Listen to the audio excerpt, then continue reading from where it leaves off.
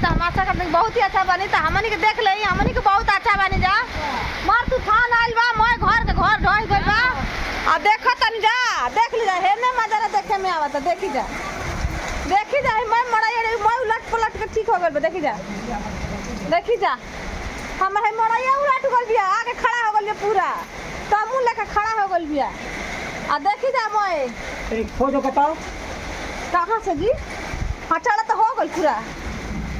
देखी जा कितना बढ़िया बढ़िया लागता, बहुत ही जबरदस्त तूफान आइल बा। देखी जा, तो आप लोग का कहतनी जा, राय कमेंट बॉक्स में जरूर दे जा।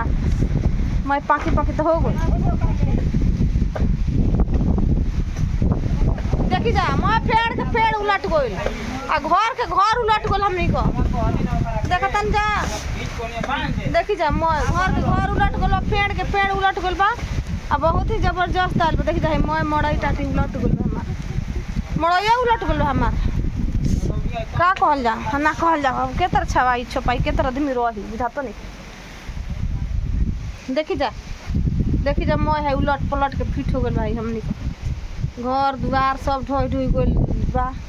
तो आप लोग जरूर लाइक कमेंट शेयर जरूर करब जा, दबा के सपोर्ट करी जा ज़्यादा से ज़्यादा, और शेयर करी जा कि गाजीपुर जिला में इन्हें बहुत ही ज़बरदस्त तूफान आइल बा।